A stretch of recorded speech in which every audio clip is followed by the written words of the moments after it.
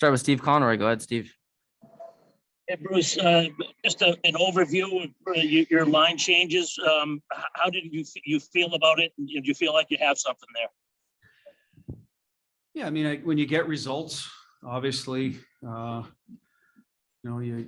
feel you've made the right decision. When you don't, then you're always going to sort of look back at it. And that's usually the short term. And then typically we'll get on a plane now, head to Detroit. I'll watch the game again and see who was generating, how the communication was, the support. And then sometimes when it looks good to the eye test, you look at it after, there's some things that you go, wow, we got away with it. And sometimes it's the opposite. You don't see results. And it's like, yeah, but there's some good things. So I think until we look at it, but I guess I liked the second goal because Jake DeBrusk skated and attacked the D, something we had addressed a couple of times tonight about, attacking Buffalo's D.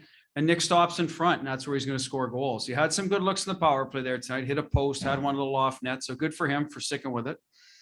The Hall goal is a good job by Eric Hall driving the net. Starts with some good D zone. Structure was good. They win a puck back. The D gets it forward. And, we have a good attack support and again, structure. So Taylor's got to execute the shot. First goal is top of the crease, Smitty. We talk about that a lot. Making sure we have a net presence, especially against Buffalo's D. They're not, the biggest group, so we should be able to get some inside position. And he's able to do that. So on the surface, some positive results. Took a little while, but again, two goals, greasy goals from the net front, and another one with a nice attack, the center lane drive. So again, taking away the goalie's eyes. And the last one is just good skill, good shot. Obviously 3-on-3. You need that and a little bit of a flash screen. So good for the guys. See how it works out tomorrow. Go next to Fluto. Bruce, 4 goals, all inside the dots. Did you see a different degree of determination and execution by your players to get inside and into the interior tonight? I think our willingness was to get there as the game went along. First period, not quite as much then as we got going. Obviously had a couple of looks too where we, if we had a little more composure, executed, a shot on goal, we could have had a couple more goals. I think Lazar and Cliffy in the second period there had some good looks. So yes, I mean, we were inside much more, which is a good thing. I think you need to score. We stuck with it. We didn't get away from it.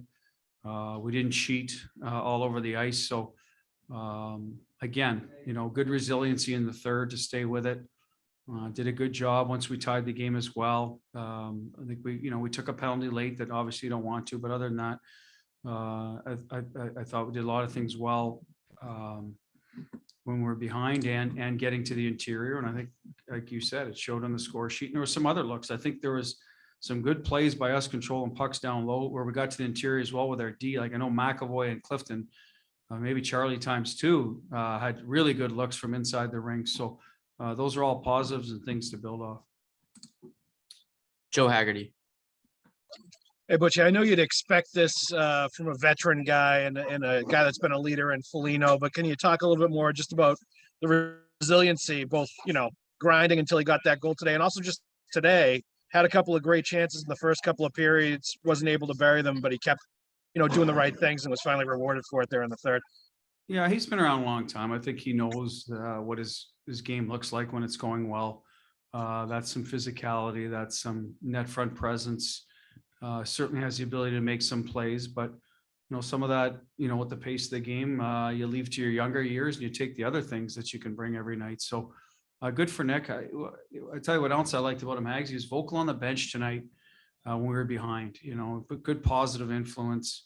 So some of those intangibles, we talk about that you might not see on the score sheet or on the television or if you're in the building, that help you sort of settle in and get your focus back. So a lot of positives for Nick tonight. And Hags, let's make sure we have salad for dinner tonight. Let's stick with our plan, right? You got it, Butchie.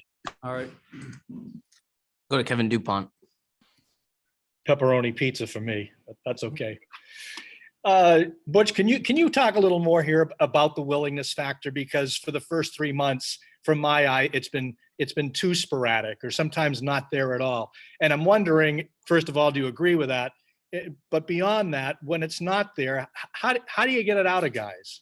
Because it does seem to be far more determination than skill. Yeah, and that after a while, then I think it's both, Kevin. I think, that when you have willingness and you don't get results, then, maybe at times people over value a guy's or over evaluate a guy's skill too. And especially the way the league is now. So could be a little bit of that when you don't know a player that well. And some of it is, over a shorter sample size is puck luck. I mean, typically you need a little bit more time to sort of get a better read. But the willingness for our team, I'll agree with you, hasn't been there 100% of the time. And I think we are a work-based team. We're a team that brings effort. It's incumbent on us as a staff to make sure it shows up every night in the leadership group. And I think some newness to our team. Players come from different organizations. That's something we got to bake into them for sure. And remind our guys that have been here. I'm not just putting it on, all the new players, but guys that have been around that in different situations. And I'm talking about a little bit that they've got to make sure that they bring it every night too. So whether you've been a Bruin for life or a guy that's been here since this summer, it's an every night league. The teams that play hard every night and play to their identity every night tend to have success. I lump us into that group, Kevin. We need to do it for the full, or at least build towards the full 60 minutes, not be a 40-minute outfit or 30-minute. Make sure we're building our game towards 60. Thank you. Thank you, Coach. Next up to the podium, we'll have